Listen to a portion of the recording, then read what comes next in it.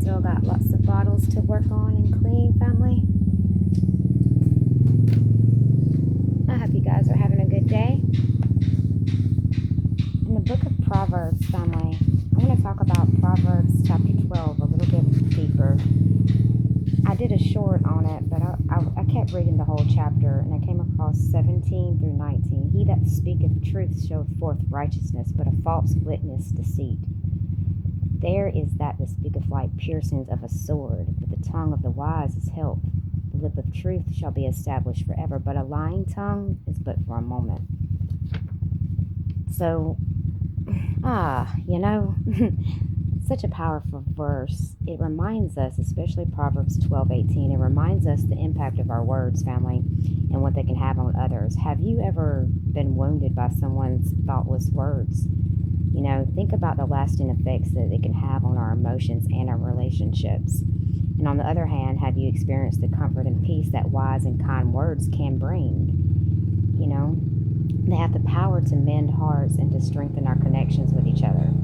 This verse challenges us to reflect on the way we communicate with those around us. Are we speaking without considering the impact of our words may have? Or are we choosing our words carefully, knowing that we have the potential to bring healing and peace to others? You can bring life or death. So let's strive to be mindful of the power of our words and aim to spread kindness, love, and encouragement and understanding through our speech. We can contribute to a world where healing and peace prevail over hurt and discord by doing so. To understand the depth of Proverbs 12:18, it's essential to break it down and explore its components. This verse speaks profoundly about the power of words and their impact. So we're going to dig deep into the structure, the meaning, and the relevance of this passage, drawing connections and other biblical texts and real-life applications. The verse contrasts two types of speech, one that is reckless and harmful, my brothers and sisters, and one that is wise and healing. The phrase reckless words pierce like a sword vividly gives us a picture. It illustrates the destructive potential of careless or hurtful speech. The tongue of the wise, though, bring healing, and it emphasizes the positive, restorative power of thoughtful and kind, edifying, uplifting words. James 3:5-6 also discusses the power of the tongue, describing it as a small part of the body, but it can cause great harm, like a spark igniting a forest fire. And similarly, you can look in Ephesians 4:29 advises believers to speak only what is helpful for building others up according to their needs. So these verses reinforce the idea that words hold significant power and responsibility, our tongues. This verse is more pronounced in today's fast-paced and digitally connected world. Social media and instant messaging allow words to spread quickly, right? Often without the speaker considering their impact. And we see this all the time. You'll have people even commit suicide over someone's thoughtless words. So reckless words can lead to misunderstanding, damaging relationships, and even mental health issues. But on the other hand, family, words of wisdom and encouragement can uplift, it can heal, it can restore, it can foster positive connections. You can see this, we see this all over. This could be in the workplace, this could be at home, this could be your neighbors. If imagine having a manager that harshly criticizes the employees in front of their peers in the workplace. That employee feels humiliated, you know.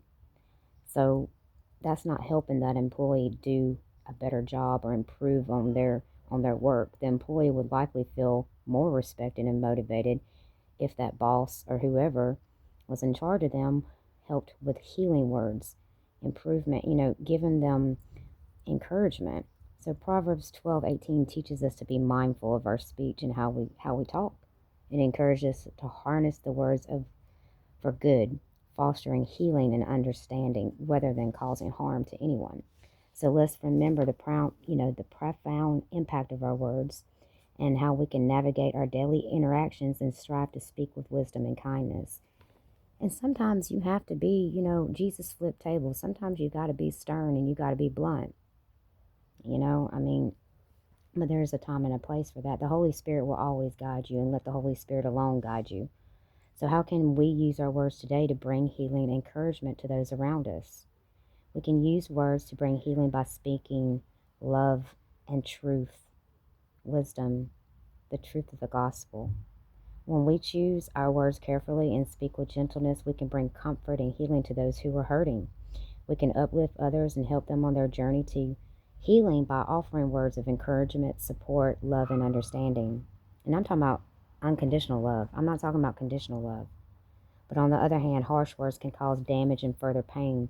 We can avoid adding to someone's suffering by being mindful of the impact of our words and that everybody has a story, and we may not know their whole story. We may only see what they want to show us. So instead, we can choose to speak with love and empathy, bringing light and warmth to a dark and difficult situation. Words can be a powerful tool for healing and restoration. The way we use our words can ultimately have a profound effect on those around us. We have the opportunity, family, to be a source of healing, to be a source of comfort to those in need, speaking with compassion, extending kindness through our words and actions. Let us choose our words wisely to bring peace and healings to those that are hurting, not to bring them down, not to tear them down, but to lift them up. So think of your words as tools in your life's workshop or as the foundation stones of your home. Just like any daily hustle, the way you speak can either build up or tear down. Be the woman if speaking to my brothers and sisters, but if you're a woman like myself, be the one that builds up your house, not the one that tears it down. Use kind words to strengthen bonds with your family, your friends, your coworkers, even complete strangers. Inspire your team at work and create a ripple effect of positivity around you. Your conversations, family, have real power. So will you choose to use it wisely today?